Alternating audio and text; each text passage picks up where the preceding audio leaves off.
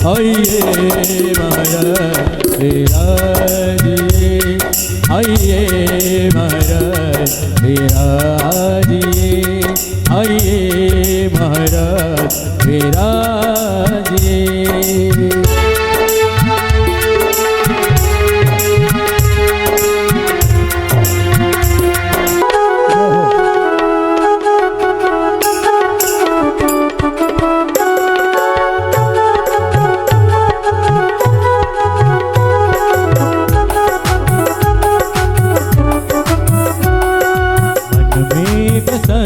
तेरी मूर्ति उतारू मैं गिरधर तेरी आरती, मैं बसा कर तेरी मूर्ति उतारू मैं गिरधर तेरी आरती।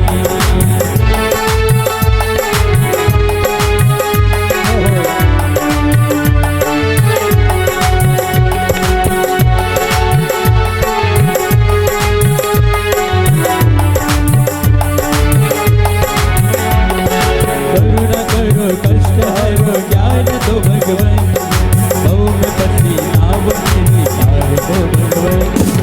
दर्द की दवा तुम्हारे पास है, दर्द की दवा तुम्हारे पास है, जिंदगी दया की है भीख मांगती,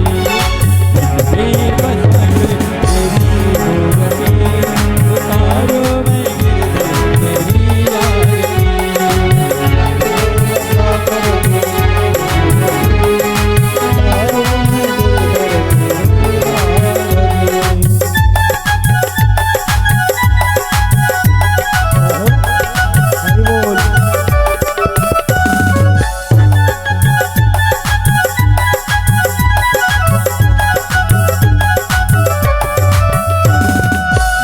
तुझसे क्या मैं ही सोचूं भगवान, जिंदगी जब तेरे नाम करी अर्पण। सब कुछ तेरा कुछ नहीं मेरा, सब कुछ तेरा कुछ नहीं मेरा, चिंता है तुझको प्रभु संसार की हो। मैं बसा कर तेरी मूर्ति उतारो मैं गिरधर तेरी आरती।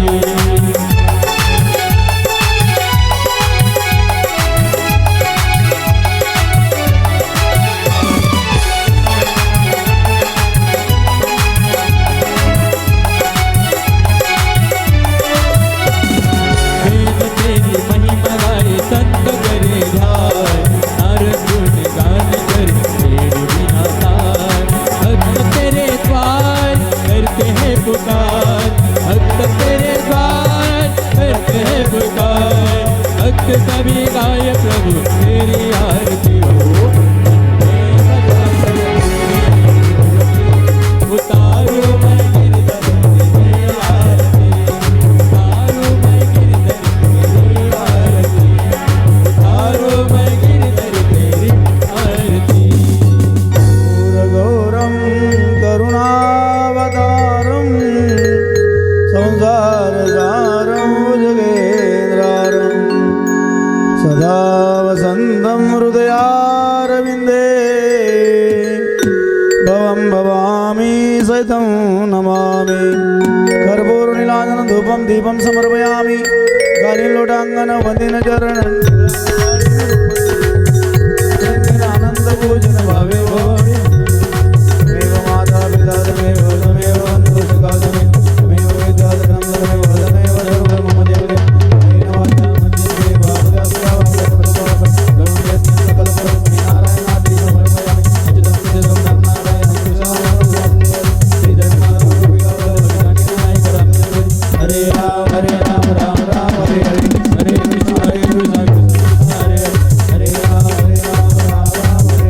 Hare Krishna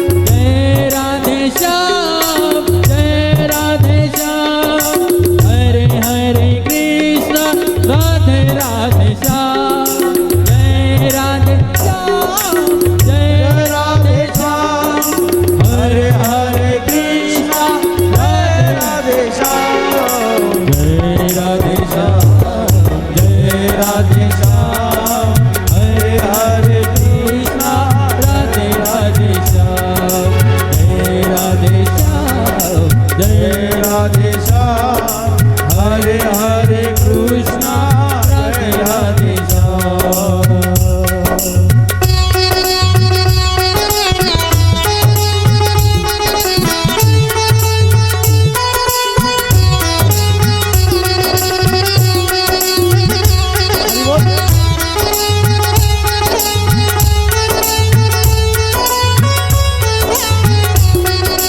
जय राधे श्याम जय राधे श्याम हरे हरे कृष्णा राधे राधे श्याम जय राधे श्याम हरे हरे कृष्णा जय राधे श्याम जय राधे श्याम जय राधे श्याम हरे हरे कृष्णा राधे राधे श्याम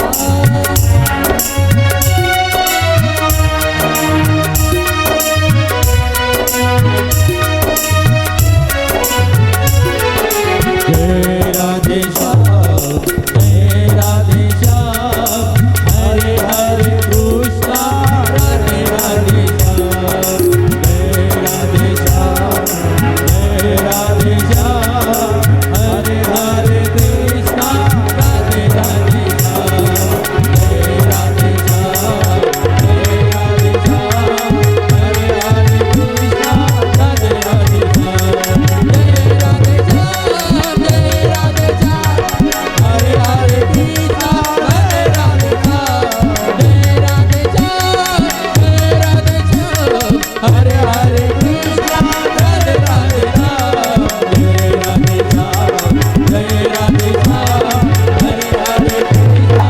राधे राधे श्याम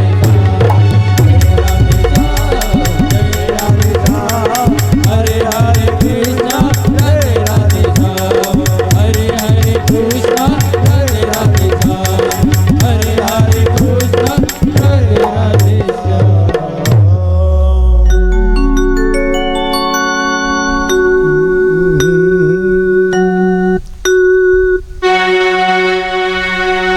वक्रतुंड महाकाय सूर्यकोटि समप्रभ निर्विघ्नं कुरु मे देव सर्वकार्येषु सर्वदा गजाननं भूतगणादिसेवितं कपितजम्बफलचारुभक्षणम् उमासुतं शोकविनाशकारकं नमामि विघ्नेश्वरपादपङ्कजम् शुक्लां ब्रह्मविचारसारपरमाम् आद्याम जगद्व्यापिनीं विना पुस्तकधारिणीं भैदां दाण्ड्यान्धकारावं हस्ते स्फटिकमालिकां व्योति पद्मासने संस्थितां वन्दे त्वां परमेश्वरी भगवती बुद्धिप्रदा शारदा जय जय जय हनुमान गोसाई कृपा करो गुरुदेव की नाई जो सतबार पाठ कर कोई छुटे वंदे मासुगो नमः परम कल्याण नमः परम मंगल वासुदेवाय शान्ताय यदुनापतये नमः कृष्णाय वासुदेवाय देवकी नंदनाय नन्दगोपकुमाराय गोविन्दाय नमो नमः कृष्णाय वासुदेवाय हरे परमात्मने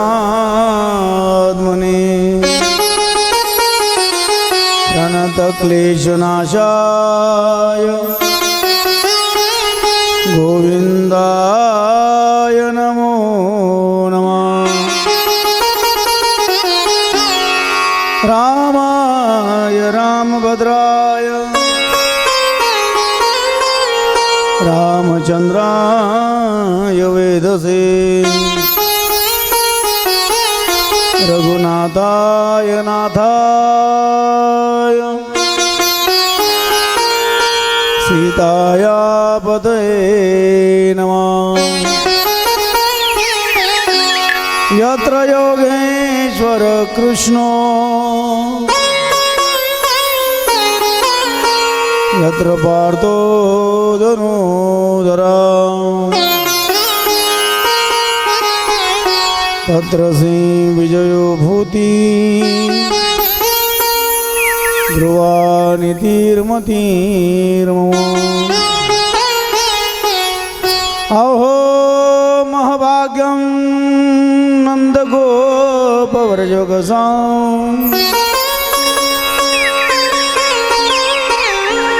यन्मित्र परमानंद पूर्ण ब्रह्म सनातनम् वसुदेवसुतं देवं कंसचाणूरमर्दनं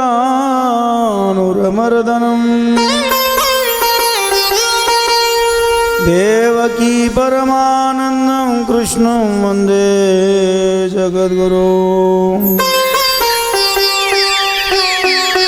गुरुर्ब्रह्मा गुरुर्विष्णु गुरुर्देवो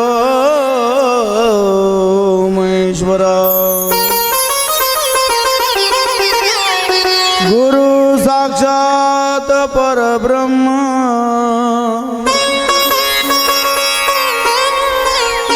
तस्मै श्री गुरुवे नमः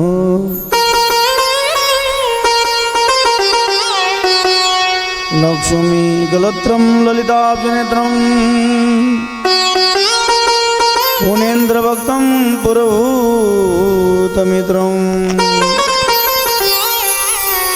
कारुण्यपात्रं रमणीयगात्रं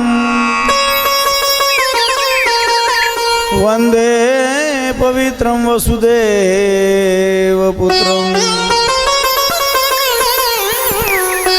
भवे भवे यथा भक्ति पादयोस्तव जायते तथा कुरुष्व देवेश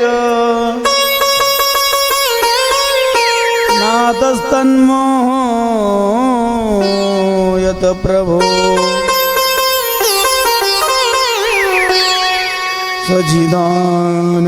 सच्चिदानन्दरूपाय विश्वपद्यादितवे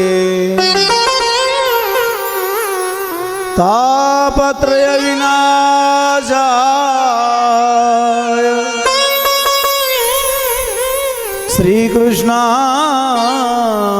श्रीकृष्णाय वयं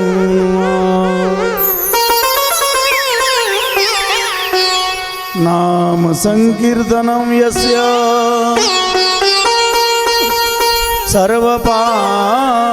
सर्वपापप्रणाशनं प्रणाम दुःखशमनस्तं तं नमामि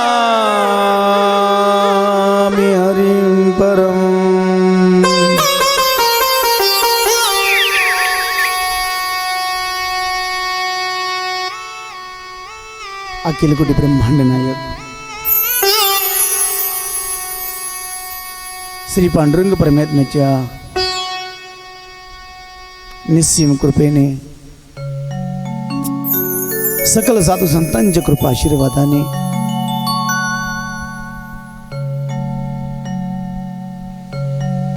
स्वानंद सुख निवासी गुरुनाम गुरुजोग महाराज मोठे बाबा नतुसिंग बाबा भाऊराव बाबा या सर्वांच्या कृपा आशीर्वादाने आपल्या पुण्य पावन पवित्र अशा श्री क्षेत्र लासगाव नगरीमध्ये गेल्या 4 दिवसापासून श्रीमद भागवत कथा श्रवण सोहळा या ठिकाणी संपन्न होत आहे. आजचा या कथेचा 5वा दिवस. चिरंजीव सागर, चिरंजीव सौकांक्षिणी हर्षदा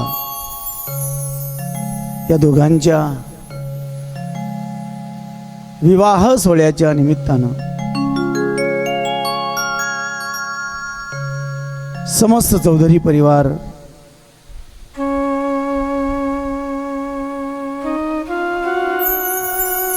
आणि या चौधरी परिवाराच्या माध्यमातून आपल्या लेकराच्या विवाह सोहळ्याच्या निमित्तानं सुंदर अशी श्रीमद भागवत कथा या ठिकाणी संपन्न होत आहे. या कथेचे यजमान गंगा भागीरथी सेवाबाई गोकुळ चौधरी, श्री नामदेव झिपरू चौधरी, श्री हरिभक्तीपराय ज्ञानेश्वर गोकुळ चौधरी, सौभाग्यवती बेबाबाई ज्ञानेश्वर चौधरी, समस्त चौधरी परिवार, समस्त ग्रामस्थ, आप्तेष्ट नातेवाईक, सगळे सोहेरी, समस्त भजनी मंडळ, समस्त तरुण मित्र मंडळ या सर्वांच्या अनमोल सहकार्यातून आणि उपस्थितीमध्ये हा संपन्न सोहळा होत आहे. कथेमध्ये जसा दिवस वाढतो तसा आनंद वाढत असतो. संसारामध्ये जसा संसार वाढतो तसं दुःख वाढत असतं. परमार्थामध्ये जसा दिवस वाढतो तसं सुख आणि आनंद वाढत असतो. आणि जसा जसा संसार वाढत जातो तसं तसं दुःख वाढत जातं. आपण संसाराचं चिंतन खूप ऐकलंय आणि या संसाराचं चिंतन ऐकता ऐकता ती व्यासदेवांच्या मुखातून निघालेली प्रकट झालेली श्रीमद भागवत कथा राजा परीक्षितीच्या निमित्तानं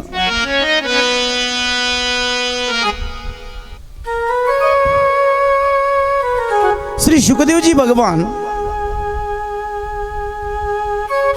या कथेचं विवरण करतात.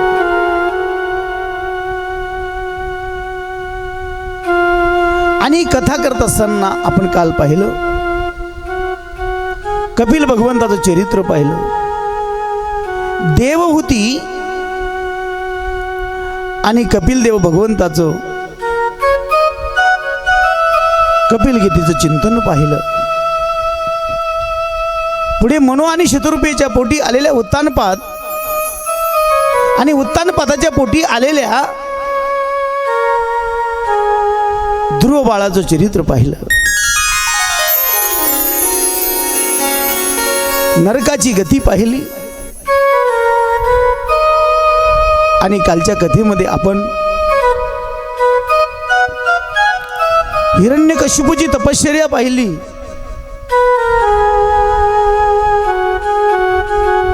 त्या तपश्चर्येचं फळ याच्यावर आदळत होते. तिकडे करता असं कमी करा, स्पीड कमी करा त्याचं. गोपाल कृष्ण भगवान की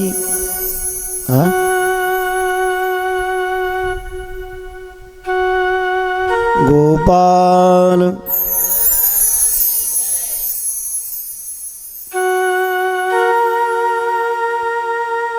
आणि कथा चालू होऊन जाते, मी येऊन जातो, तरी आपलं असं ठुमकत ठामकत मस्त मजा मस्ती देता तुम्ही. हा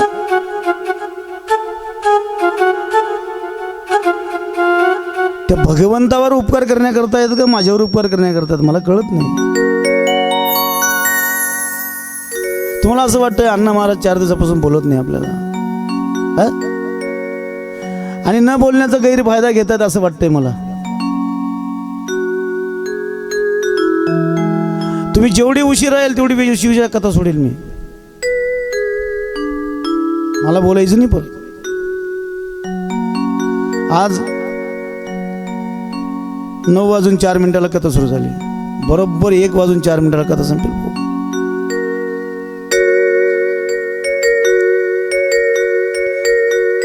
काय मला इथून जाऊन तिथं बसायचंच आहे, पण तिथे बसून जो आनंद मिळत नाही ना तो इथे बसून मिळत असतो, म्हणून मी कथा करणार आहे. कथेचा नियम असा आहे, कथाकार येण्याच्या आधी आपली हजेरी पाहिजे. साक्षात भगवान सिंहासनावर बसून या ठिकाणी विराजमान होतात. त्यांचं स्वागत जर आपण केलं नाही, आणि एक दुसरी गोष्ट पाहतोय मी की कथा संपली की मागच्या माग पळून जातात, जसं कथा करायचा ना आपला काही संबंध नाही. कथा ऐकल्यानंतर इथं येऊन नतमस्तक व्हा ना, आणि मग घरी जा, तरच कथा श्रवणाचं फळ मिळेल दादा तुम्हाला. आणि हे तुमच्यासाठी आहे, माझं काही नाही. मी रोज कथा करतोय, रोज कीर्तन करतोय. याच्यापेक्षाही भव्य दिव्य मोठ्या मोठ्या कथा हजारो लोक राहतात, मला काही फरक पडत नाही. पण हे तुमच्यासाठी आहे. आणि आमच्या आबासाहेबांनी एवढा मोठा खर्च केलाय, एवढी मोठी धावपळ चालू आहे, त्यांच्या पायाला घुंगरू बांधले जसे नुसते पळतायत दादा. आणि त्याचा आनंद आपण घेतला पाहिजे हो. आणि हा आनंद घेण्याकरताच कथा आहे. पहिल्या दिवशी पण सांगितलं मी, गोपाल कृष्ण भगवान की.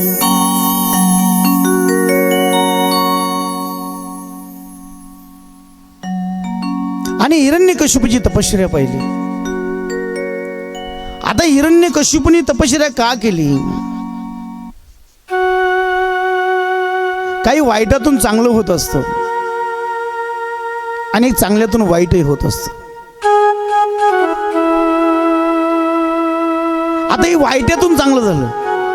काय झालं?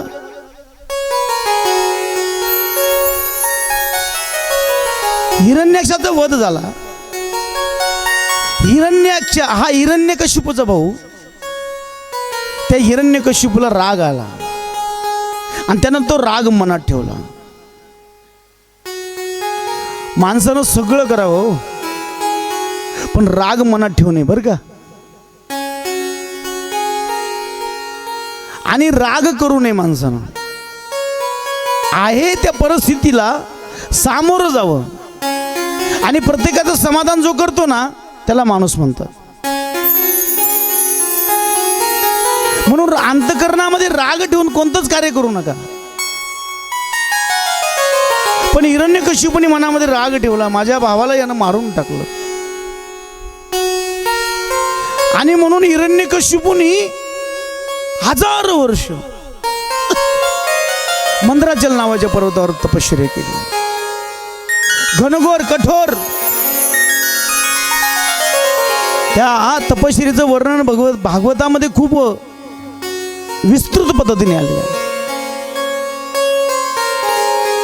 एका पायाच्या एका अंगठ्यावर उभा राहिला, आकाशाकडे हात केले. 1 दिवस नाही, 2 दिवस नाही, 3 दिवस नाही, 1000 वर्ष तपश्चर्या.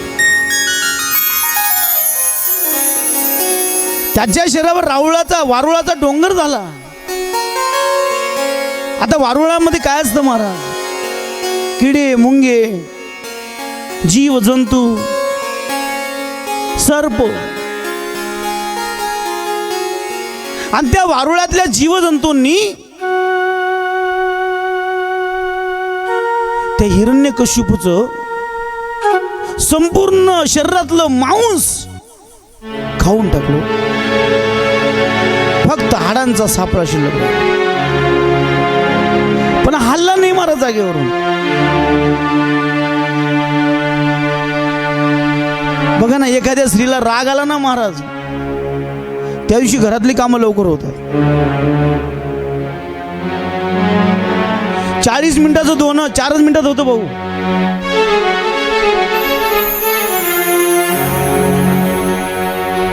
अर्धा तास लागणारा स्वयंपाक 20 मिनिटात होतो दादा.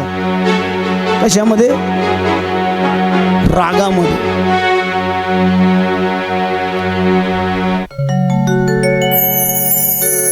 चार तास लागणार धुण्याला लागणार 4 तासाचा टाइम अवघ्या 4 मिनिटामध्ये धुणं धुत जातो महाराज. एवढी ताकद आहे रागामध्ये. म्हणून राग आला पाहिजे का नको? हा, आला पाहिजे ना राग.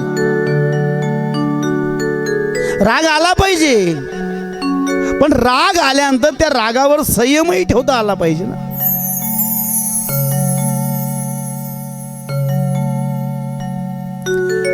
म्हणून आपल्या मनावर नियंत्रण पाहिजे, आपल्या वाचेवर नियंत्रण पाहिजे, आपल्या दृष्टीवर नियंत्रण पाहिजे, आपल्या इंद्रियांवर नियंत्रण पाहिजे. रागात गेला महाराज हो, 1000 वर्ष तपश्चर्या केली, शरीरातलं काहीच राहिलं नाही, सापळा शिल्लक राहिला हो. पण एका विचारानं उभा राहिला की माझ्या भावाला ज्यानं मारलं मी त्याला प्राप्त करेल.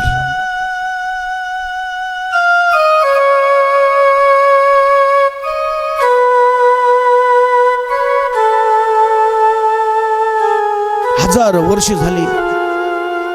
तपाचं सामर्थ्य त्या रावळातून अग्निज्वाळा निघायला लागल्या. बरं, त्याच्या अग्निज्वाळा होत्या त्या आकाशाला पोळू लागल्या. सगळ्या देवदेवतांना चटके बसू लागले. ढग व्हायला लागली, विजांचा कडकडाट व्हायला लागला, सुसाट्याचा वारा सुटला. त्या ज्वाळांनी समुद्र उकळू लागला, विहिरी नद्या कोरड्या व्हायला लागल्या, जंगलाला आग लागली, जीवजंतू मरायला लागले. सगळे देव ब्रह्मदेवाकडे गेले. ब्रह्मदेव सगळ्या देवांना घेऊन नारायणाकडे गेला. नारायणाने ब्रह्मदेवाला सांगितलं त्या हिरण्यकश्यपूला जे लागेल ते देऊ.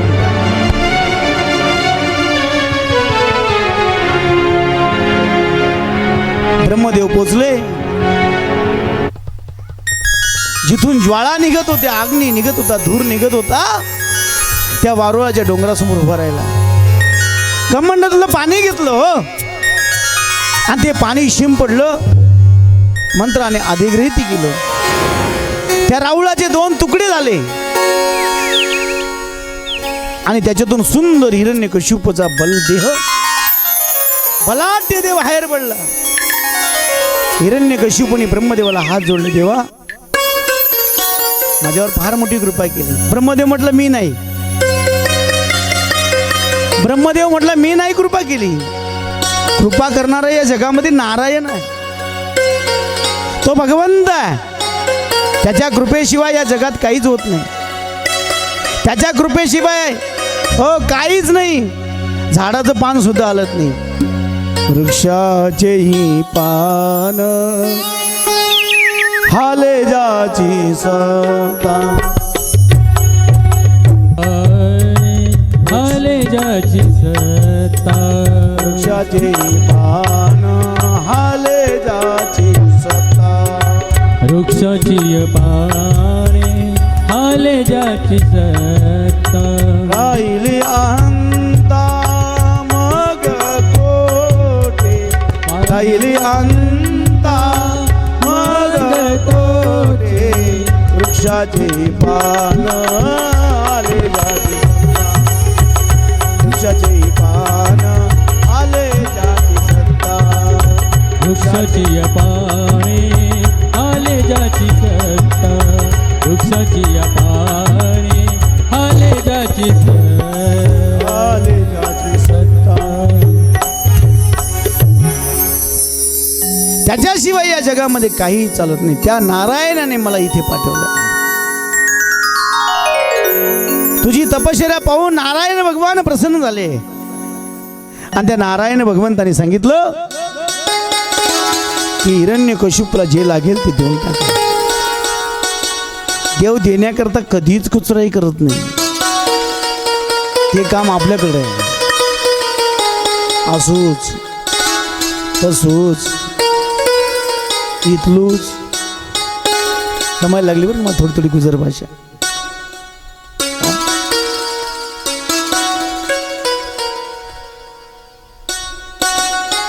द्या जागा देताना गोपाल कृष्ण भगवान की.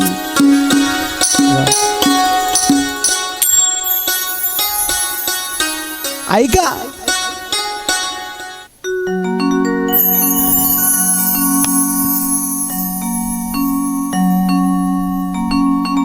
नारायण देण्यामध्ये समर्थ, भगवंत देण्यामध्ये समर्थ आहे दादा. आणि देवाच्या आज्ञेने ब्रह्मदेवाने जे मागितलं, जे सांगितलं ते देऊन टाकलं. नाही हिरण्यकशिपूने मागितलं अहो त्या नारायणाने तुम्हाला पाठवलंय का, तो देणार आहे का. एक काम करा, तेवढ्यामध्ये त्याला आठवण झाली की याच नारायणाने वराह रूपामध्ये माझ्या भावाला हिरण्याक्षाला मारून टाकलं. तो म्हटला आता देणारा देव आहे ना, म्हणून त्यानं मागितलं मी अजर व्हावं, अमर व्हावं, मला मरण नको. बरं मरण कोणाचकडून नको, पशुकडून नको आणि माणसाकडून नको. दिवसा नको, रात्री नको, आत नको, बाहेर नको, खाली नको, वर नको, शस्त्राने नको, आस्त्राने नको. असा वर मागितला आणि ब्रह्मदेवाने नारायणाच्या आज्ञेने देऊन टाकला. आणि हिरण्यकशिपू अमर झाला. अमर आहा, अमर आहा, अमर आहा, अमर आहा. मी अमर झालोय, मला कुणीच मारू शकत नाही, मी हजर आहे. आणि म्हणून उन्मत्त झाला आणि त्यानं आपल्या नगरीमध्ये आदेश सोडला, आपल्या राज्यामध्ये नादेश सोडला. अरे जो नारायणाचं नाव घेईल त्याचा शिरच्छेद केला जाईल. ऐका, शिरच्छेद केला जाईल. त्यावेळेला कुणीच हिरण्यकशिपूच्या भीतीने देवाचं कोणी नाव घेत नाही महाराज, कुणीच नाव घेत नाही. पण देवाची करणी नारळात पाणी. देवानी देवाचा अंश. अवताराचे 4 प्रकार आहेत. अवताराचे किती प्रकार आहेत? 4 प्रकार आहेत. अंश, अंशांश, अंश, अंशांश, आवेश आणि कला.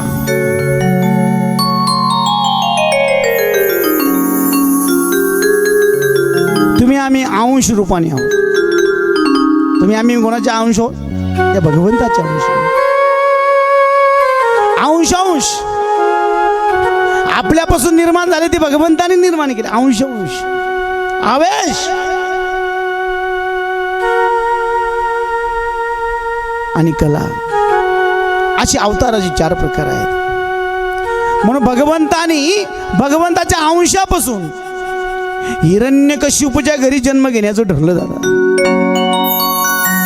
हिरण्यकशिपूच्या पत्नीचं नाव काय होतं? तुम्ही नाही सांगायचं. काय आदो वा आबो जवाई नंबर लावून टाकला. वा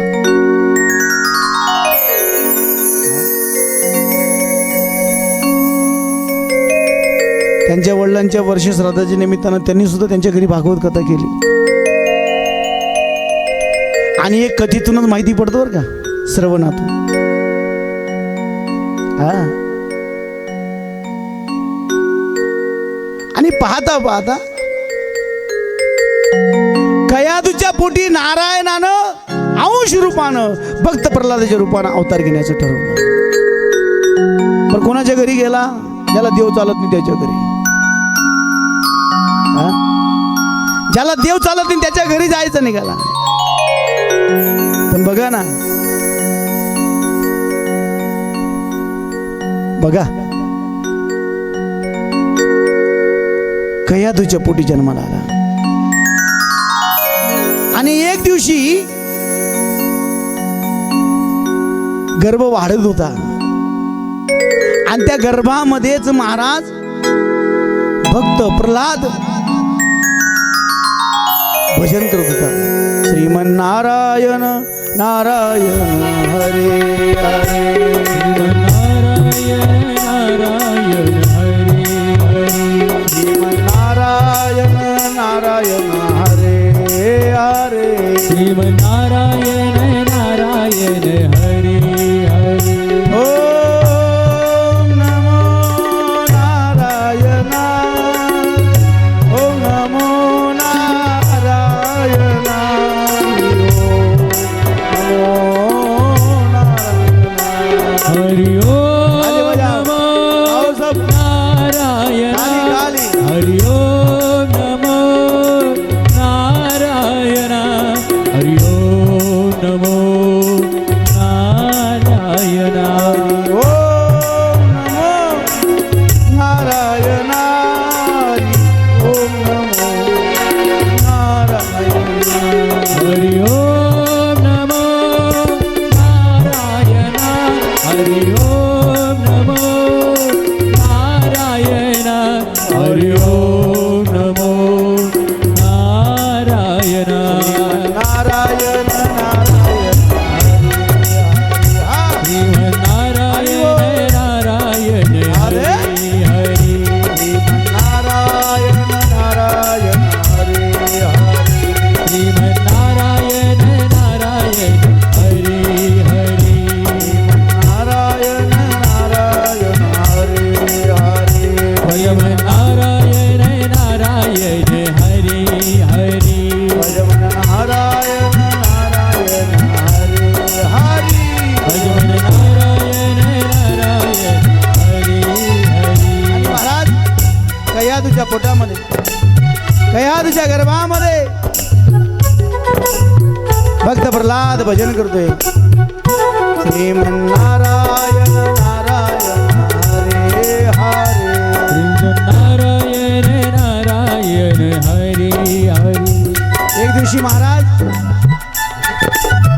ही बातमी इंद्रदेवाला कळाली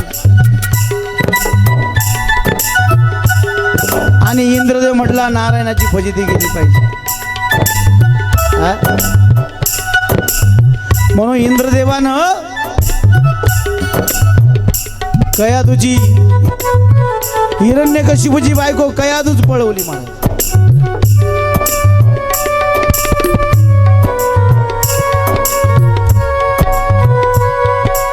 आणि इंद्रदेव कयादूला घेऊन जात होता.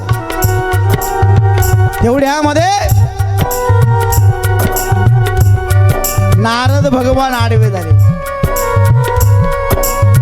आणि इंद्राला थांबवलं. इंद्रा, हे इंद्रा, अरे काय करतोयस तू? हिरण्यकशिपूची पत्नी कयादूला पळवून नेतोयस. अरे पळवू नको. का? ती गर्भहार आहे, ती गर्भवती आहे. तिच्या गर्भामध्ये भगवंताचा अंश, नारायणाचा अंश वाढतोय.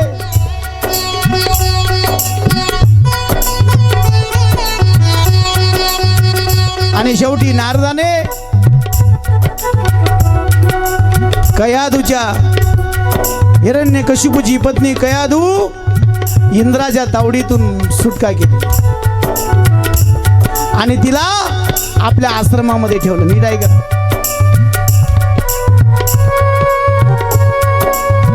आपल्या आश्रमामध्ये ठेवलं.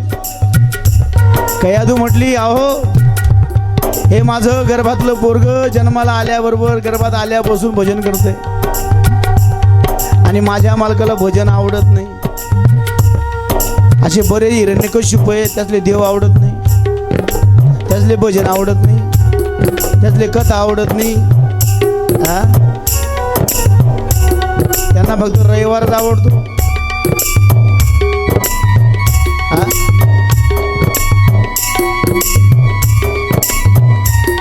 अहो मला परत पाठवू नका. तुमच्या चरणी ठेवा, तुमची सेवा करेल मी.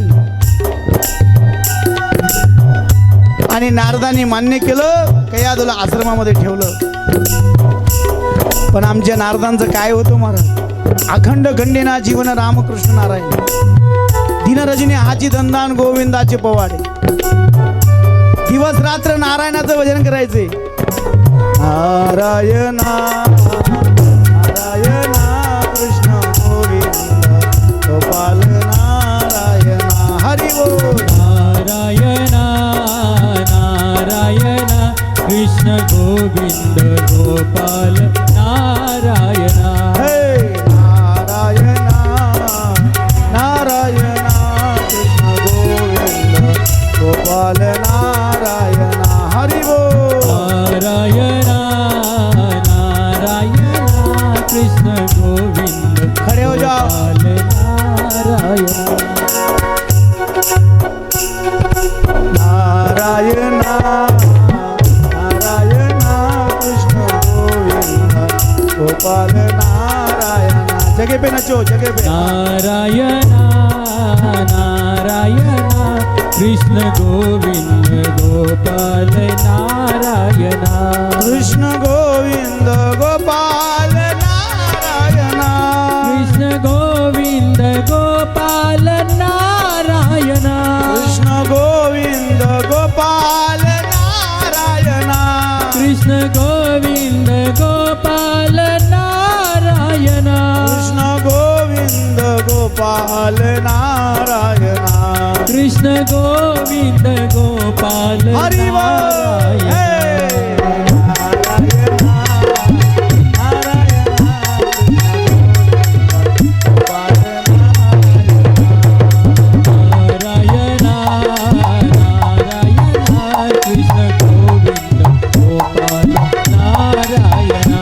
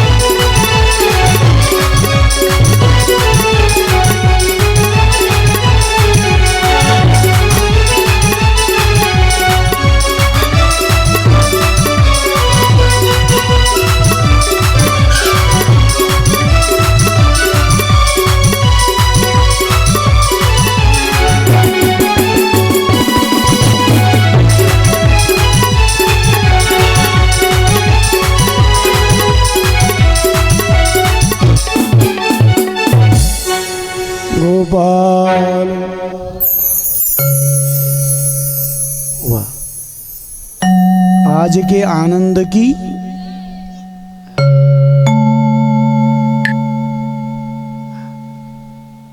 आणि नारायणाच्या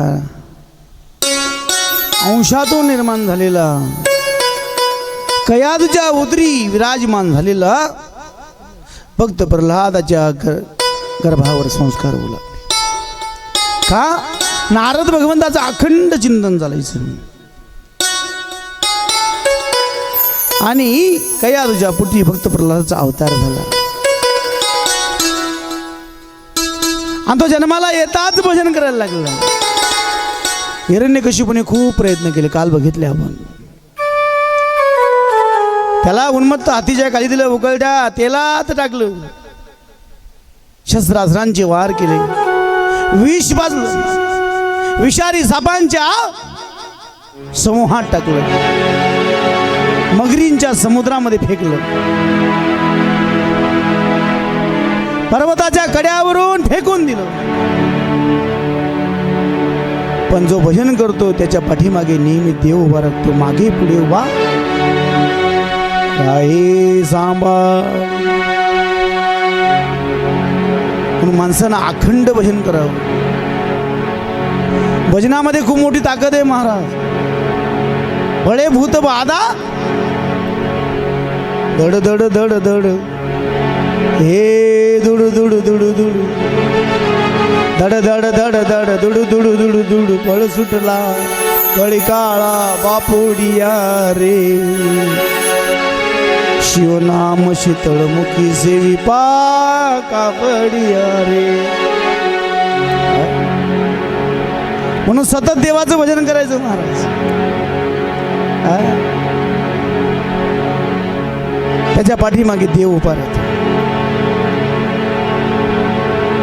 आणि शेवटी त्या देवाने विचारलं, हिरण्यकशिपूने विचारलं, का रे भक्त प्रल्हादा, अरे तू त्या देवाचं भजन करतो, तो देव कुठे? भक्त प्रल्हाद सांगितलं, देव सगळ्या ठिकाणी, विठ्ठल जळी स्थळी भरला, रीता ठाऊ नये उरला. अरे आज मी या दृष्टीने पाहिला विठ्ठलाची सर्वत्र गमचिंत यो. ज्ञानदेव पाठ हरी हा वैकुंठ, ज्ञानदेव पाठ हरी हा वैकुंठ, परला घन दाट हरी दिसले, परला घन दाट हरी दिसले. ज्ञानदेव पाठ हरी हा वैकुंठ, ज्ञानदेव पाठ हरी हा वैकुंठ, हरी हा वैकुंठ, हरी हा वैकुंठ. ज्ञानदेवा पाठ हरी हा वैकुंठ, भरला घनदाट हरी दिस. सगळ्या ठिकाणी देव अनुरेणू या तुकडा तुका आकाश एवढा. सगळीकडे देव आहे महाराज. आणि ते देवाचं प्रागट्य या खांबात आहे का सांग? त्यावेळेला महाराज हिरण्यकशिपूने खांबावर लात मारली. खांबावरी लात मारिली दुर्जने, स्तंभी नारायणे प्रगटले. जेव्हा नृसिंह भगवंताचं प्रागट्य झालं त्यावेळेला त्या देवाचं महत्व भक्त प्रल्हादानी त्या हिरण्यकशिपूच्या नगरीमध्ये असलेल्या दैत्य बालकांना सांगितलं.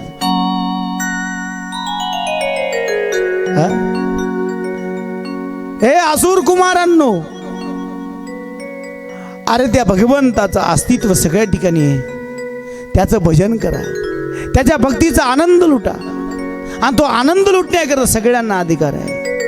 सकळासी येते आहे अधिकार. भगवंताची भक्ती करायला उच्च कुळाची गरज नाही, उंच नीच काही नेने भगवंत. उंच कुळाची गरज नाही. इथं कुळाची बंदी नाही, इथं जातीचा भेद नाही, इथे पंथ भेद नाही, इथे मनुष्य भेद नाही. या रे लहान थोर याती बलती नारी नर. करावा विचार न लगे चिंता कवनाची. भक्त प्रल्हाद सांगताय, ए आसुर बालक, दैत्य बालकांनो, आणि ते सगळ्यांना अधिकार नटकट यावे, शुद्ध होऊन या जावे. कुणी यावं, देवाचं भजन करावं. आणि भजन करण्याकरताच देवाने आपल्याला मानवदेह दिला आहे. आपण त्याचेच अंश आहोत. म्हणून जो मानवदेह दिला आहे तो दुर्लभ आहे. दुर्लभ मानुष्य देव देई नाम क्षणमंगुरा. मनुष्य जन्म केवळ भगवंताची भक्ती करण्यासाठी जीवाला मिळाला आहे. त्याचा वेळी सदुपयोग करावा. मनुष्य जन्म केवळ भगवंताला ओळखण्यासाठीच आहे. याच जन्मी ओळखी करा आत्माराम.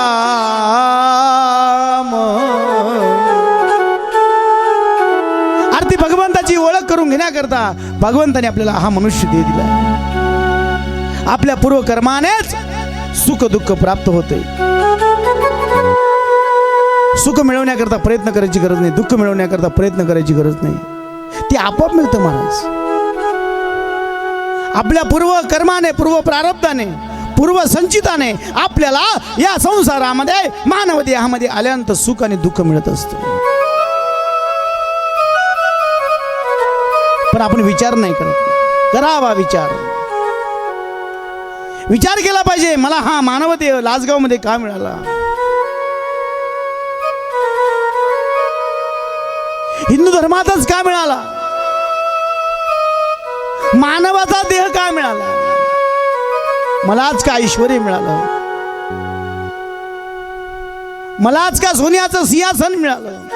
हा विचार केला पाहिजे. एक राजा होता. तो राजा सोन्याच्या सिंहासनावर बसलेला होता. एक दिवस दरबार संपला आणि राजाच्या मनामध्ये विचार आला की मी राजा का झालो, मी सोन्याच्या सिंहासनावर का बसलो. राजा विचारामध्ये विचारक्रांत आहे, चिंताक्रांत आहे. तेवढ्यामध्ये सेनापती आला आणि सेनापतींनी राजाच्या चेहऱ्यावर दुःख पाहिलं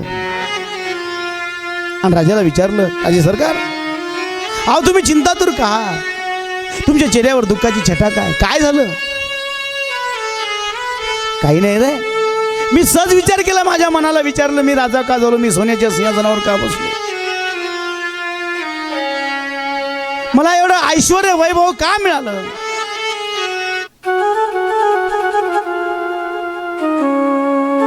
सेनापतीला उत्तर देता आलं नाही. पण उत्तर देता नाही आलं तरी चालेल, पण मार्ग दाखवता आला पाहिजे.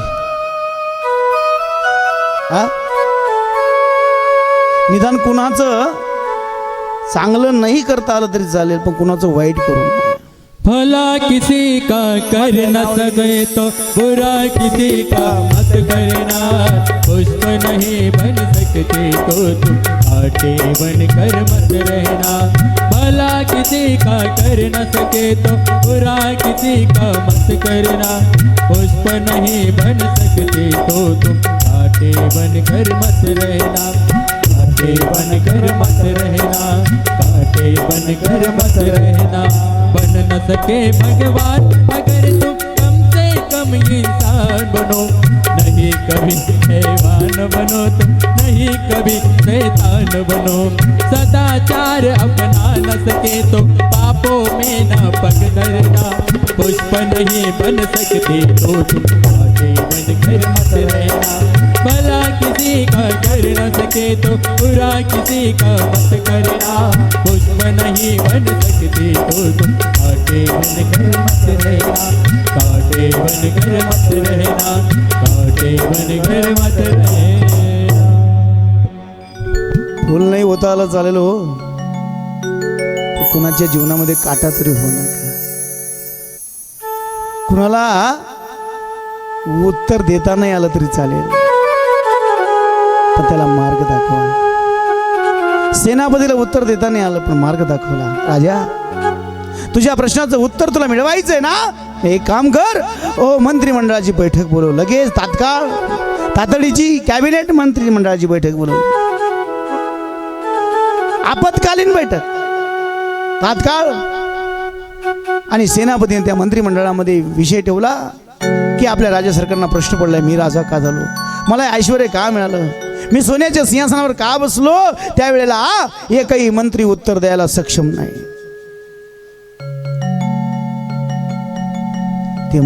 ते उत्तर फक्त संतांकडे आहे, ते उत्तर फक्त साधूकडे आहे, ते उत्तर फक्त या शास्त्रामध्ये आहे. म्हणून आपल्या संसारामध्ये ज्या प्रश्नाचं उत्तर मिळत असेल ना, त्या प्रश्नाचं उत्तर तुम्हाला शोधायला कुठे जायची गरज नाही. हे शास्त्र विधी मुत्सृज, हे शास्त्र तुम्हाला त्याचं उत्तर देईल. एकाही मंत्र्यानं उत्तर दिलं नाही. पण त्या मंत्रिमंडळामध्ये एक वयस्कर मंत्री होता, 2-4 दिवसात रिटायरमेंट होणार होता. त्यानं सांगितलं, राजा मला तुझ्यासमोर बोलण्याची योग्यता नाही, पात्रता नाही, मी वयानं जरी मोठा असलो, तुमचा अधिकार मोठा आहे, पण एक प्रश्न तुमच्या उत्तराचा प्रश्न देऊ शकत नाही, पण तुम्हाला मार्ग दाखवू शकतो. म्हणे काय, एक काम करा, ग्रामसभा बोलवा, संपूर्ण राज्याची सभा घ्या. आदेश मान्य केला. सेनापतीनं दवंडी पिटली, सगळी जनता पटांगणामध्ये आली. राजा सिंहासनावर बसला. सेनापतीने जमलेल्या लोकांना सांगितलं, लोक हो, आपल्या राजाला प्रश्न पडला आहे. म्हणे काय, मी राजा का झालो, मी सोन्याच्या सिंहासनावर का बसलो, मला ऐश्वर्य का मिळालंय. सगळी जनता स्तब्ध झाली.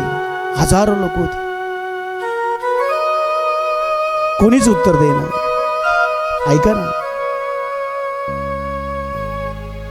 पण या जगामध्ये उत्तर देणारा फक्त आपला बाप आहे. म्हणून आपल्या बापाला कधी उत्तर द्यायचं नाही. बापाचं जर नाही पटलं ना, बापाची एक गोष्ट नाही पटली ना, बोलू नका. पण त्या बापाला बोलून दुखू तरी नका रे दादा. हे आज नाही कळणार. ज्या दिवशी आपल्या जीवनातून बाप निघून जाईल ना, त्या दिवशी कळेल दादा. म्हणून आपल्या प्रश्नाचं उत्तर देणारा या जगामध्ये फक्त बापच आहे. आपल्या पाठीमागे खंबीरपणे उभं राहणारा फक्त आपला बापच आहे. स्वतः दुःख बघून आपल्या मुलाला सुख देणारा या जगामध्ये फक्त आपला बापच आहे.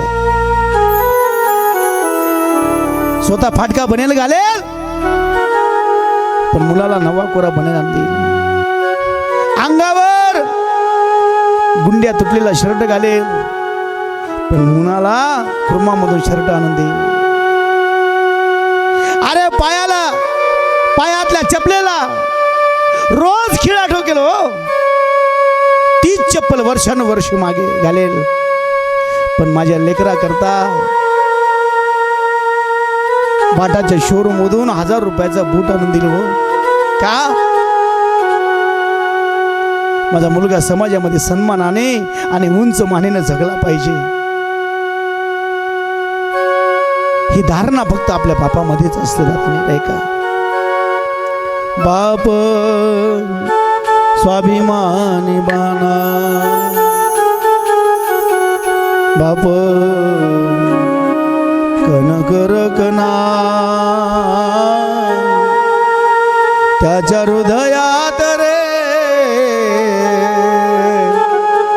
लाजाळूची संवेदना.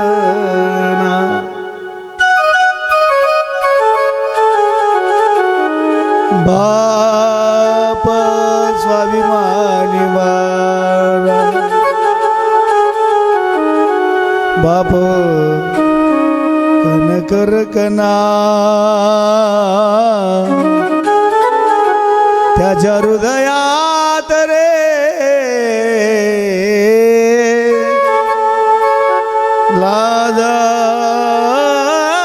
लाजाळूची संवेदना.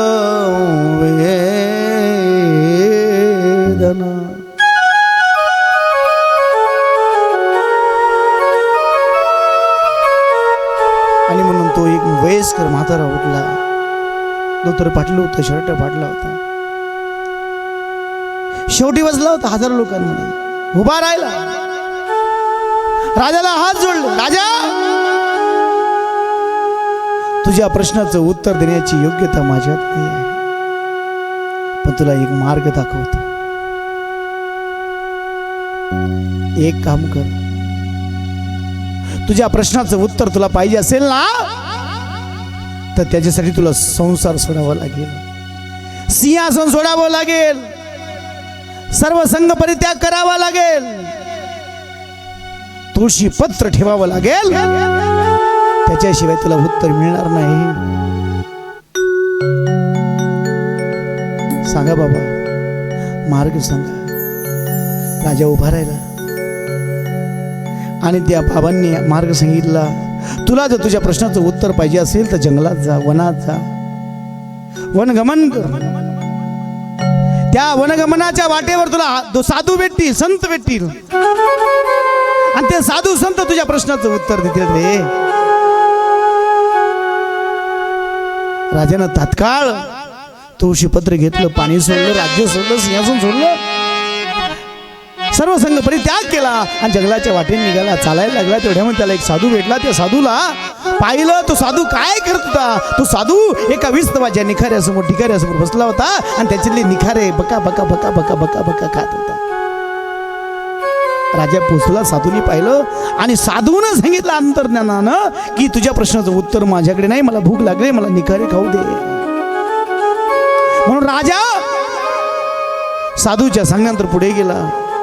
म्हणे पुढे जाऊन कोण भेटेल, तुला एक साधू भेटेल असं त्या साधूने सांगितलं. पुढे गेला, त्याला एक साधू भेटला. त्या साधूने राजाकडे पाहिलं. हे राजा, तुझ्या प्रश्नाचं उत्तर माझ्याकडे नाही का, मला स्वतःचं मांस तोडून खायचं आहे. तो साधू आपल्या हातातल्या चिमट्याने स्वतःचं मांस तोडून खात होता.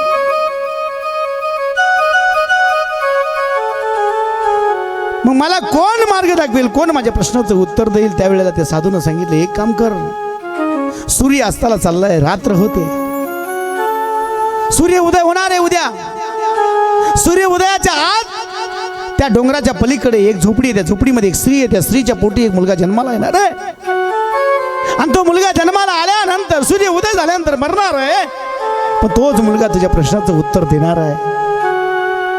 जोपर्यंत आईची नाळ तुटत नाही तोपर्यंत प्रश्नाचं उत्तर देईल. नाळ तुटली की ते पोरगं मरून जाईल. का? त्याच्या कर्माचा दोष आहे, त्याच्या प्रारब्धाचा दोष आहे, संचित क्रिये मनाचा दोष आहे. म्हणून घाई कर. राजा पळत निघाला, वेगाने निघाला, रात्र पार केली, पहाट झाली. सूर्य उदयाच्या आत त्या झोपडीजवळ गेला आणि त्या झोपडीमधून बाळ रडण्याचा आवाज आला.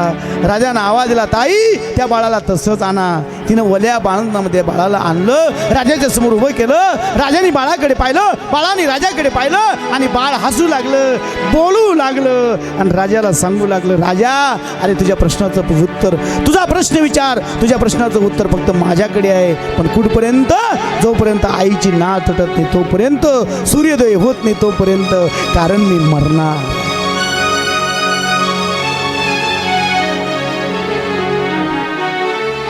राजाने घाई केली, विचारलं, सांगा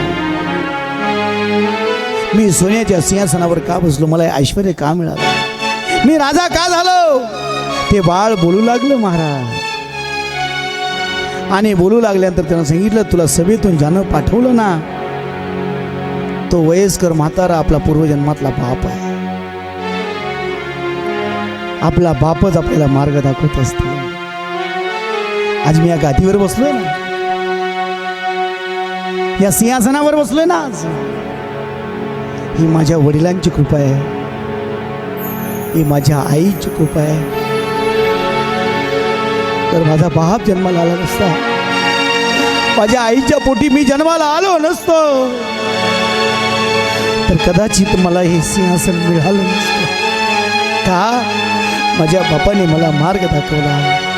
मार्ग दावून गेल्या आधी दयानिधी संत येण्याची पंथे चालू जाता, न पडे गुंता कोटे काय. म्हणून म्हटलंय ना, वडील जे जे करती तया नाम धर्म ठेविती मी माझ्या वडिलाची राशी गा देवा. मला जे मिळालंय माझ्या आई वडिलांमुळे मिळालंय, माझ्या सद्गुरूमुळे मिळालंय. तर माझा बाप भावरा बाबा जन्माला आले नसते, मला सन्मार्ग दाखवला नसता, त्या मार्गावर मी मार्गक्रमण केलं नसतं, गुरुची कृपा संपादन केली नसती, साधू संतांच्या भेटी घेतल्या नसत्या, मिळण्यात गेलो नसतो, तर कदाचित आज लासगावमध्ये मी कथा करत नसतो. आई वडील माझे थोर काय सांगू त्यांचे उपकार. आई वडील माझे थोर काय सांगू त्यांचे उपकार. ही माझी मायता सागर दिला तिने जीवन आकार. तडपच्या उन्हात रखरखच्या रानात राहिलीस माझ्यासाठी तू ग कष्टाच्या घामात. कधी मिळेल मुठभर घास, कधी घडेल तिला उपवास. कधी घडेल मुठभर घास, कधी घडेल तिला उपवास. ओल्या मातीतून जाताना तुडविले काटचे खास. आई माझी मायता सागर दिला तिने जीवन आकार. आईसारखं दैवत नाही मला. या जगात मूर्ती नाही, आई तुझ्या मूर्ती वाणी या जगात मूर्ती नाही.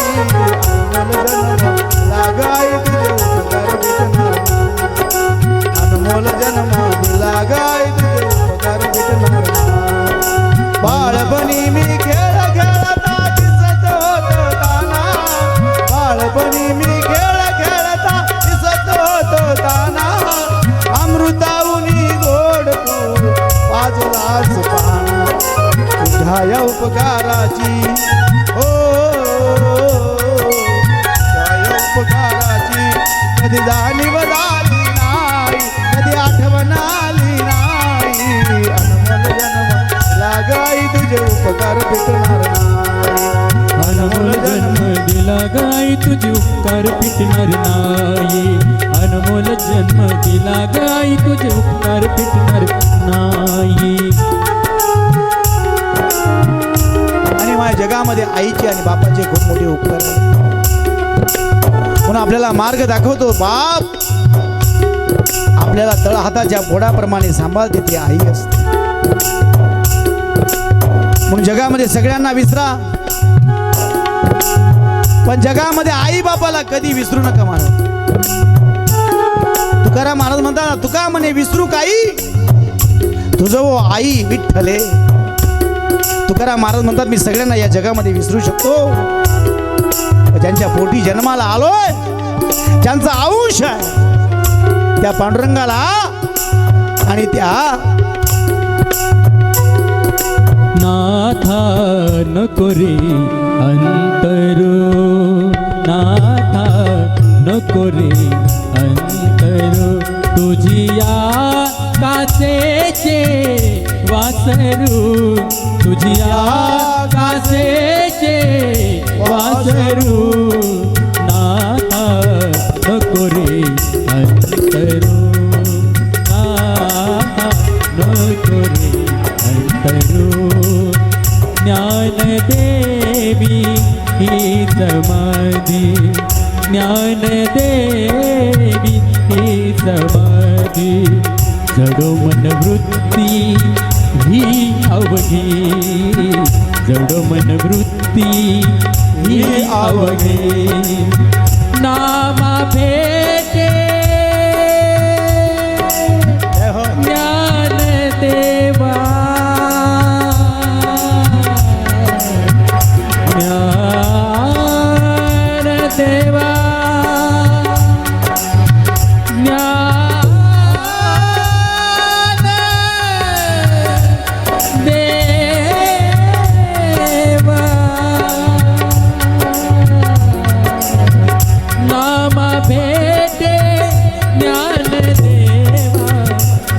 प्रसाद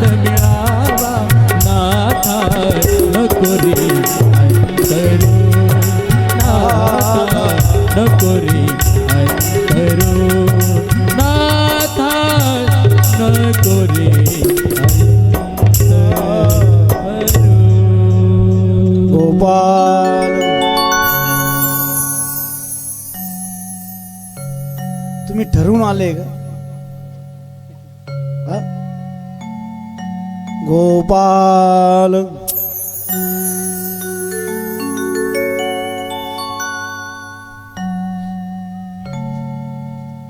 आणि ते बालक सांगू लागले राजा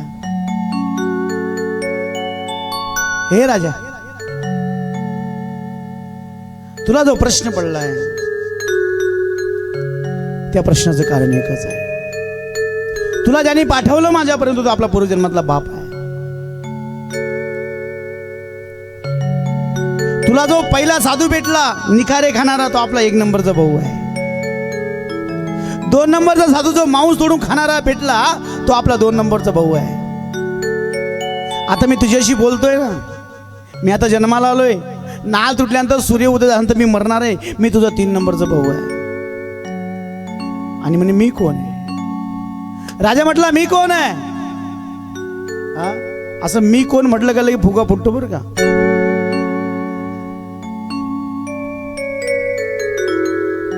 हा?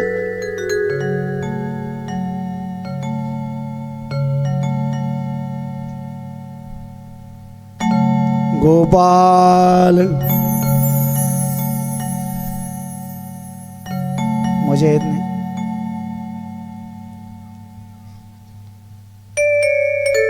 गोपाल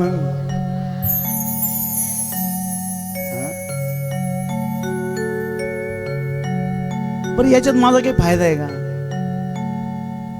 काही फायदा आहे का मला सांगा बरं तुमचाच फायदा आहे ना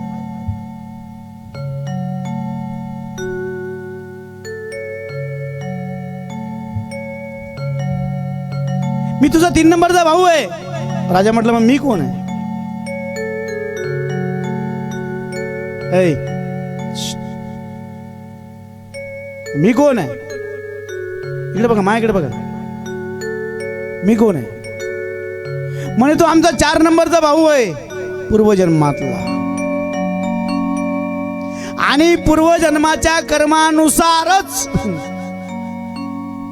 माणसाला जन्म मिळत असतो ऐश्वर्य मिळत असतं सुख मिळत असतं आणि दुःख मिळत असतं म्हणे मग तो आपला जो बाप म्हणतो तू पूर्वजन्मातला सभेमधला तो दरिद्री काय आहे म्हणे त्याच्याकडे भरपूर धन होतं आपल्या बापाकडे पण त्यानं कोणाला दान केलं नाही ऐका बरं का नीट जरा थोडं नीट लक्ष देऊन ऐका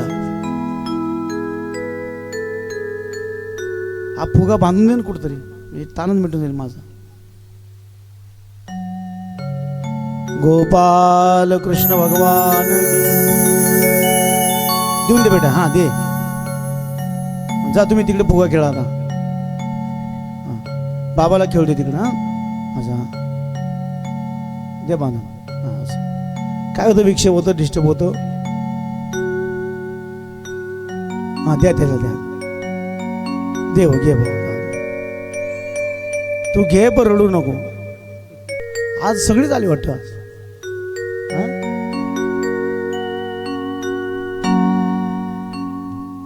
सागर सगळे आले आज अजून बाकी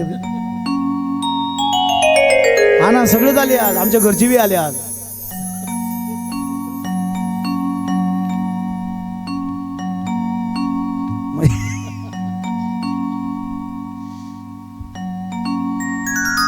राधा राणी सरकार की ती केव्हाची खून राहिली म्हणा मी आली हे सांगा म्हणे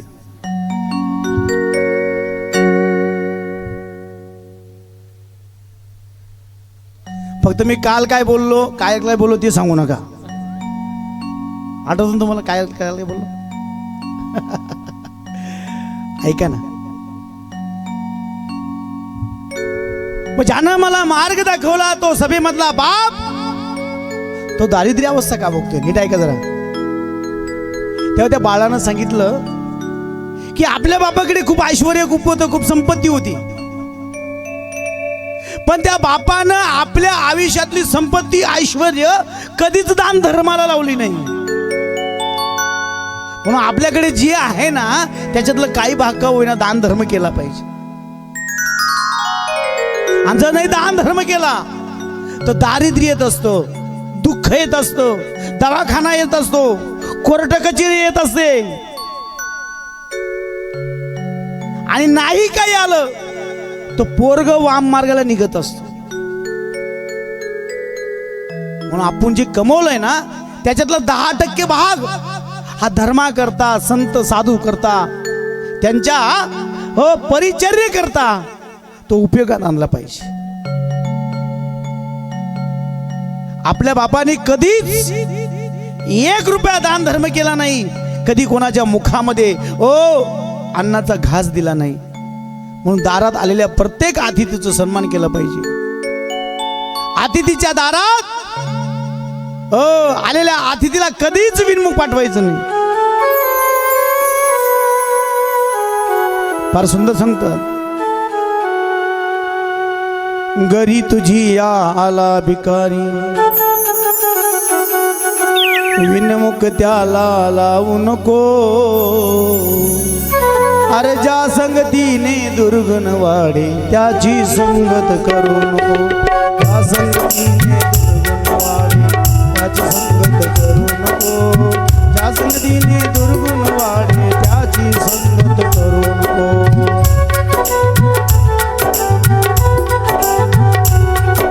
नरदेहामध्ये येऊन प्राण्या,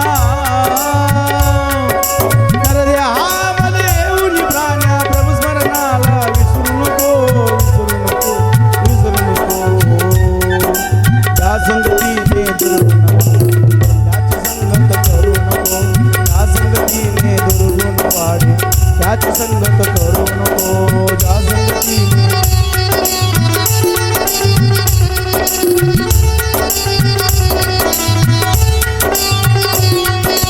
घरी तुझी आला भिकारी, घरी तुझी आला भिकारी, विनमुख त्याला लावू नको. गरीब दुःखी अंध पंगुना साय करण्या चुकू नको, चुकू नको. ज्या संगतीने दुर्गुण वाढे त्या संगतीने दुर्गुण वाढे दुर्गुण वाढे त्याची संगत करू नको.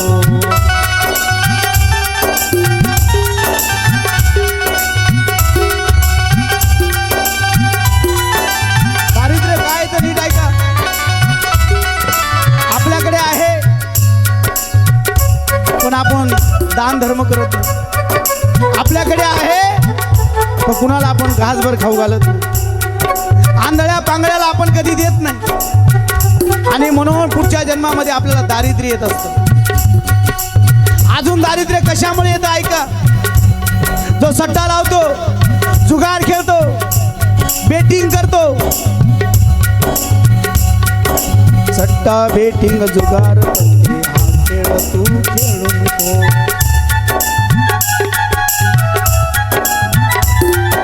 सट्टा बेटिंग जुगार पत्ते हा खेळ तू खेळू नको.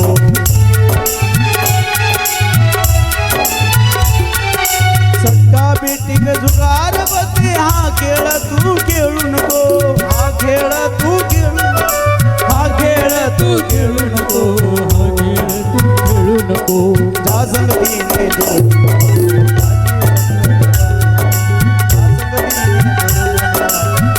संगत करू नको. ज्या संगतीने त्याची संगत करू नको.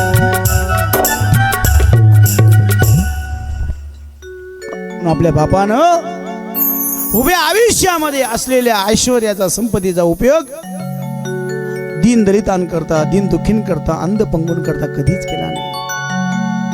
अतिथीचं मन कधी भरलं नाही, त्याला कवनभर घास कधी घातला नाही. म्हणून आपल्या बापाला ह्या जन्मामध्ये दुःख भोगावं लागतं, दारिद्र्य भोगावं लागतं. म्हणून त्याच्या धोत्राला 18 गाठी आहे, शर्ट फाडलाय, हो असा वंगळवान आहे. पण तो आपला बाप आहे. त्यानंच तुला इथं पाठवलं राजा. आणि तुला जो पहिला साधू भेटला ना तो आपला 1 नंबरचा भाऊ आहे. म्हणे मग तो का निखारे खातोय, 2 नंबरचा भाऊ का मांस तोडून खातोय, आणि तू माझा 3 नंबरचा भाऊ आहे, मग तू जन्माला आल्यानंतर का मरणार आहेस. आणि चौथा प्रश्न, मी राजा का झालो, मला सोन्याचं सिंहासन का मिळालं, हाच विचार माझ्या मनामध्ये आलाय, त्याचं उत्तर मला दे. त्यावेळेला ते बालक सांगू लागलं, आपण 4ही भावंड पूर्वजन्मामध्ये जंगलामध्ये फिरायला गेलो, जंगलाची वाट चुकलो, गंधार जंगलामध्ये महिना 1.5 महिना फिरू लागलो, अन्न भुकेनं तानेनं व्याकुळ होऊ लागलो, कारण आपण शुद्ध शाकाहारी आहोत. पण भगवंताने आपल्यावर कृपा केली, भगवंताने आपल्याला एक गव्हाची पिठाची पोतडी दिली. आपण 3 दगडी मांडल्या, चूल केली, लाकडं गोळा केली, घर्षणाने अग्नी निर्माण केला, एक खापर ठेवलं आणि त्या पिठाच्या कणिक बनवून आपण 4 रोट्या तयार केल्या. गरम गरम रोटी आपल्या एकेकाच्या हातामध्ये होती. तेवढ्यामध्ये ज्यानं पीठ दिलं तो भगवंत परीक्षा घेण्याकरता आला, दान मागण्याकरता आला, भिक्षा मागण्याकरता आला. पण त्यानं रूप एका साधूचं घेतलं, त्याच्याबरोबर 4 कुत्रे होते आणि आपल्या हातामध्ये गरम रोट्या तयार होत्या. आपण 1.5 महिन्यापासून भुकेनं तानेनं व्याकुळ होतो, आपल्याला भूक लागली होती, कधी खाणार हा विषय चालू होता. तेवढ्यामध्ये भगवंत रूप बदलून आले आणि भिक्षांतही म्हटले. तेवढ्यामध्ये आपल्या मोठ्या भावाजवळ भगवान गेले आणि त्याला सांगितलं, अरे तुझ्या हातातली अर्धी रोटी मला देऊन टाक. त्यावेळेला आपल्या मोठ्या भावाने सांगितलं, माझ्यातली अर्धी गरम रोटी जर तुला देऊन टाकली तर मी काय निखारे खाऊ का. साधू पुढे जाताना त्याला शाप दिला, जा पुढच्या जन्मामध्ये साधू होशील पण आयुष्यभर निखारे खाशील. साधू पुढच्या भावाकडे गेला, त्याच्याकडे भिक्षामदेही आव्हान केलं. त्यानं सांगितलं, अरे साधू, आम्ही 1.25 महिन्यापासून वनामध्ये फिरतोय, भुकेनं तानेनं व्याकुळ झालंय, आज कुठेतरी एक पोळी हाताला लागली आहे, याच्यातली अर्धी तुला देऊन टाकली तर मी काय मांस तोडून खाऊ का.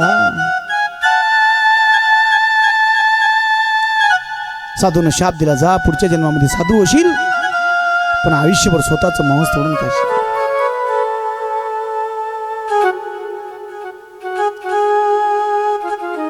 हे राजा, ते बालक सांगते, राजा अरे तो साधू माझ्याकडे आला कुत्रे घेऊन आणि माझ्याकडे त्यानं याचना केली, भिक्षामदेही म्हटलं. मी त्याला तेच उत्तर दिलं, माझ्यातली अर्धी पोळी तुला देऊन टाकली तर मी काय मरू का. आणि मग जाता जाता मला शाप दिला, जा तू जन्माला येशील आणि लगेच मरशील. अरे मग मी का राजा झालो, मी का सोन्याच्या सिंहासनावर बसलो. सांगतो ना, ऐक ना, कमी वेळ आहे माझ्याकडे, ऐक. तो साधू कुत्री घेऊन तुझ्या समोर आला. भिक्षामदेही म्हटलं, तू उदार अंतकरणाने तुझ्यातली अर्धी रोटी अर्धी पोळी तू त्या साधूला देऊन टाकली. साधूनं ती ग्रहण केली, साधू तृप्त झाला आणि साधूनं तुला आशीर्वाद दिला, जा पुढच्या जन्मामध्ये तुला मनुष्य देह मिळेल आणि तू सोन्याच्या सिंहासनावर बसील, संपूर्ण राष्ट्राचा तू राजा होशील. कशामुळे, कर्मामुळे. म्हणून माणसाला कर्मामुळे दुःख मिळत असतं, कर्मामुळे सुख मिळत असतं. सुखाचा विचार करू नका, दुःखाचा विचार करू नका, ते आपल्या कर्म प्रारब्ध संचित क्रियामानाने मिळत असतं. एकच विचार करा की आपल्याला हा जो देह मिळाला आहे हा भगवंताच्या भजनाकरता मिळाला आहे. असं भक्त प्रल्हाद त्या दैत्य असुरांना, दैत्य बालकांना उपदेश करतायत आणि तोच उपदेश मी सुद्धा तुम्हाला या ठिकाणी करतोय. म्हणून जोवरी आहे सकळ सिद्ध, हात चालावया पाय, तव तू आपले स्वहित पाय, तीर्थयात्रा जाय चुकू नको.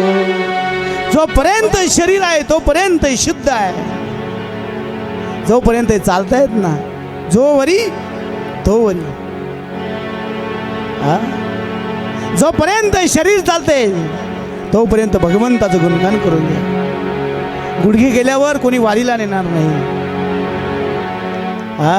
कान गेल्यावर ही कथा ऐकू येणार नाही, डोळे गेल्यावर भगवंताच्या स्वरूपाची अनुभूती येणार नाही. जवळ हे सगळं सिद्ध आहे, हात चाला वया पाय, तव तू आपुले स्वैत पाय, तीर्थयात्रा जाय चुकू नको.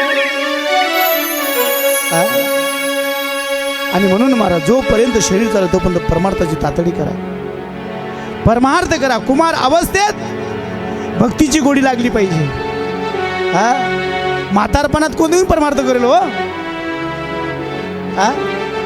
पण कुमारपणामध्ये तारुण्यामध्ये भक्तीची गोडी लागली पाहिजे.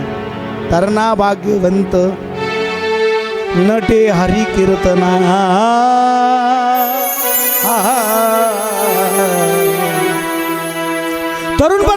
तरुणपणामध्ये परमार्थ केला पाहिजे.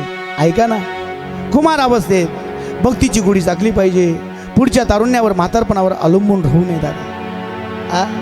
ऐका ना, जीवनाचा भरोसा नाही, क्या भरोसा है इस जिंदगी का, साथ देती नहीं है किसी का, क्या भरोसा है इस जिंदगी का, क्षणभंगुर नाही भरवसा, वारे सावध थोडा मायाशा, काही न चले मगळा पडेल फाका, पुढे हुशार तो राहे वळसागा, राम राम स्मराधी, लावो करा गाठ गाला मूळबंदी, सांडावा उगिया उपाधी, लक्ष लावून निरा गोविंदिका, राम राम स्मराधी. कल करने से आज कर, आज करने से अभी कर. आयुष्य गमू नका व्यर्थ, अरे आयुष्य गमू नका व्यर्थ, तोच पुरविल तुमचे मनोरथ. आयुष्य गमू नका व्यर्थ, तुमचे पुरविल मनोरथ. आयुष्य गमू नका व्यर्थ, तुमचे पुरविल मनोरथ.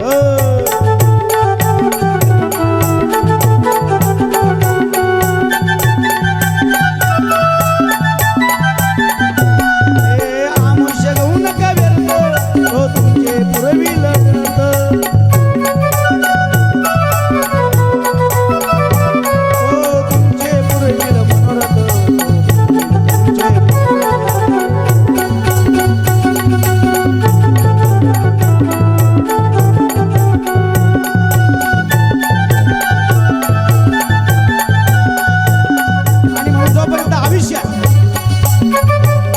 भगवंताचं भजन करा असं फक्त प्रल्हादानं दैत्य बालकांना सांगितलं. तरुण वयानं कल्याण करून घ्यावं, शरीर धड धाकड आहे तोपर्यंत भगवंताची भक्ती करावी, सेवा करावी. तरुण वयात संसार आसक्तीमध्ये वेळ दवडू नये. आणि जर तरुणपणामध्ये संसार आसक्तीमध्ये वेळ दवडला तर माणूस दुःखाच्या खाईत प्रपंच सुख आणि स्त्री सुखाच्या अधीन म्हणतो. आणि मग त्याला पुनरपी जन्म जठरे शयनम, पुन्हा पुन्हा या चक्रामध्ये फिरावं लागतं. आणि मग माणूस पश्चाताप करतो, काय म्हणतो, आयुष्य वेचोनी काय मी केले, आयुष्य वेचोनी काय मी केले.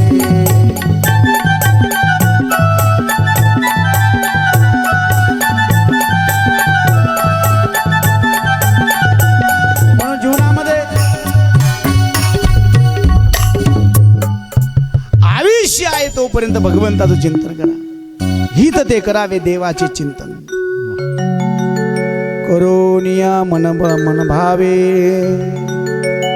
ऐका, त्यावेळेला भक्त प्रल्हादाने सांगितलं, हे दैत्य बालकांनो, तस्मा सर्वेषु भूतेषु दयां कुरुतो सौहृदम्, आसुरं भावमुच्यञ्च यया तुषंते अधोक्षजा. ऐका, आसुरी वृत्ती सोडा, वाईट विचार सोडा, प्राणी मात्रावर दया करा, त्यानेच स्त्रियांनी प्रसन्न होत असते. गायीची सेवा करा ना. गाय काय देते आपल्याला? गाय आरोग्य देते. गाय बलवर्धक पवित्र गोड दूध देते, गोमूत्र देते, शेण देते. हा, ऐका ना, म्हणून गायीची सेवा करा. आसुर पण सोडा, प्राणी मात्रावर दया करा. शुकदेव संत राजन, भक्त प्रल्हादाचा मुलांनी तो उपदेश ऐकला. मुलं तो उपदेश ऐकून अवाक झाले आणि विचारतात, प्रल्हाद, हे प्रल्हाद, अरे एवढं कुठं शिकला असतो? हे शिकायला मिळतं फक्त संत संगती. भक्त प्रल्हादाने सांगितलं, हे शिकायला मला नारदांची संगत लाभली. हा, ऐका ना. त्यावर प्रल्हाद उत्तरतो, मी ब्रह्मदेव पुत्र नारदाच्या मुखातून हे सगळं ऐकलंय. आणि म्हणून तू तर इतका लहान आहेस, अजून तू षंड अमर्क या दोन गुरुजींशिवाय तुला दुसरा गुरु नाही. भक्त प्रल्हादाचे दोन शिक्षक होते, दोन गुरु होते, षंड आणि अमर्क. याच्याशिवाय तुला तिसरा गुरु नाही. अरे पण यांच्या आधी माझा नारद गुरु आहे. नारदांच्या मुखातून मी भगवंताचं चिंतन ऐकलंय, भगवंताचा महिमा ऐकलाय, सर्व काही सांगतो. पण एकदा त्या सच्चिदानंद परमात्म्याचं भजन करा. भज गोविंद बालमुकुंद परमानंद हरे. भज गोविंद बालमुकुंद परमानंद हरे हरे.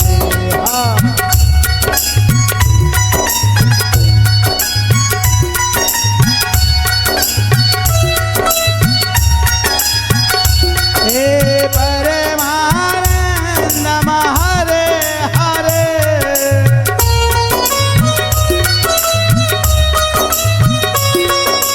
परमानंद हरे हरे.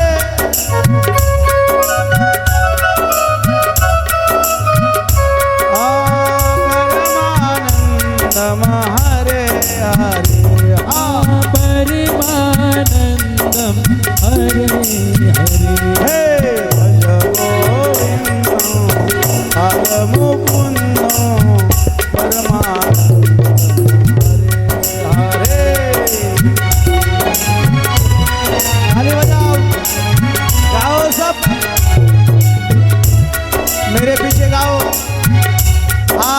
भज गोविंदम बालमुकुंदम परमानंदम हरे हरे. गाओ.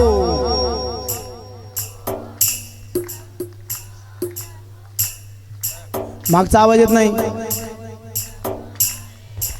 वा.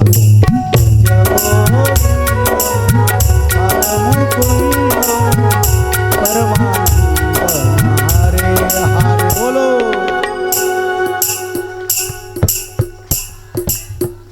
इकडे आवाज येत नाही. हे परमानंद हरे हरे.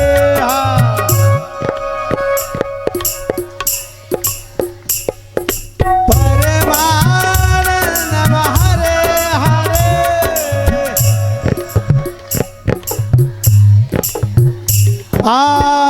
परमानंद हरे हरे.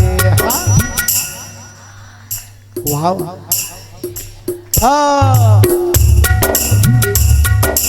बाल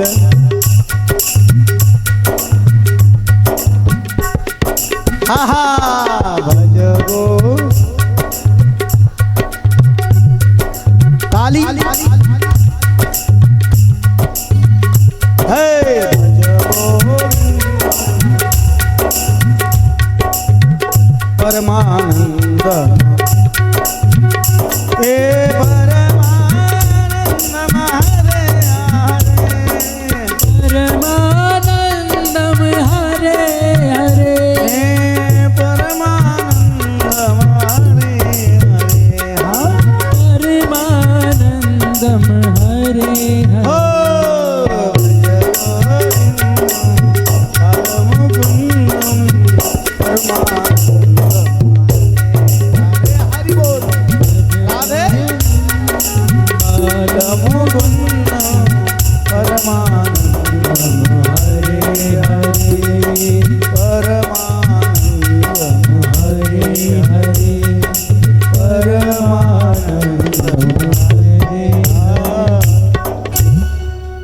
गोपाल.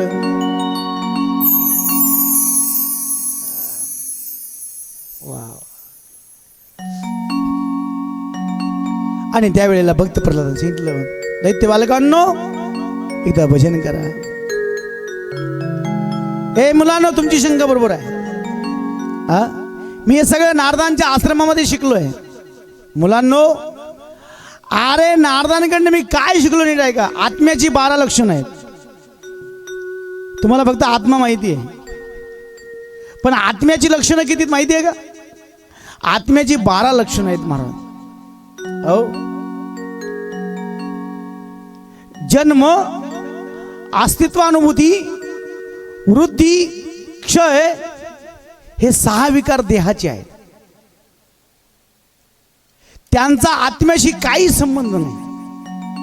आत्म्याशी जन्माचा संबंध नाही. आत्म्याशी अस्तित्वानुभूतीचा संबंध नाही. आत्म्याची बुद्धीचा काही संबंध नाही. ऐका ना, आत्म्याशी क्षयाचा काही संबंध नाही. हे 6 विकार देहाचे आहे, आत्म्याची नाही. आत्मा हा नित्य आहे. आत्मा हा अविनाशी आहे. आत्मा शुद्ध आहे. आत्मा एकच आहे. आत्मा आश्रय आहे. आत्मा निर्विकार आहे. आत्मा स्वयंप्रकाश आहे. आत्मा क्षेत्रज्ञ आहे. आत्मा सर्वांचा करता आहे. आत्मा व्यापक आहे. आत्मा असंग आहे. आत्मा म्हणजे आवरण आहे. ही आत्म्याची 12 लक्षणे आहेत महाराज. आता प्रकृतीचे 8 तत्व आहेत. मूळ प्रकृती, महतत्व, अहंकार, 5 तन्मात्रा. त्या तन्मात्राचे 3 गुण असतात, सत्व, रज, तम. त्या सर्वांचे 16 विकार असतात. 10 इंद्रिय, 1 मन, पंचमहाभूत, 16 झाले. हे मित्रांनो, हे मी गर्भात ऐकलं आईच्या. कोण सांगते? भक्त प्रल्हाद सांगते. मी नारदाच्या मुखातून आईच्या गर्भात ऐकलं. आत्म्याची लक्षणं, प्रकृतीची तत्व. येथेच काम, क्रोध, लोभ, मोद, मत्स्य, षडविकार विजय मिळवायचं मी गर्भात ऐकलं. आता इथं ऐकून काही उपयोग नाही तुमचा. काही उपयोग आहे का? काही फायदा होतो का तुम्हाला? नाही होत. मला सांगा, पोरग जन्माला आलं आणि डायरेक्ट 10वीच्या पेपरला बसवलं, त्याला काही होऊन जाईल का? हा, त्याला होऊन जाईल काही? त्याला काय काय म्हणतात ते आता मला माहित नाही. नाही, अंगणवाडी काय म्हणतात त्याला पुढे? नर्सरी. हा, नर्सरी. आधी नर्सरी, नंतर अंगणवाडी, नंतर ज्युनियर, काय सिनियर, ज्युनियर, नंतर 1ली, 2री, 3री, 4थी, 5वी, 6वी, 7वी, 8वी, 9वी,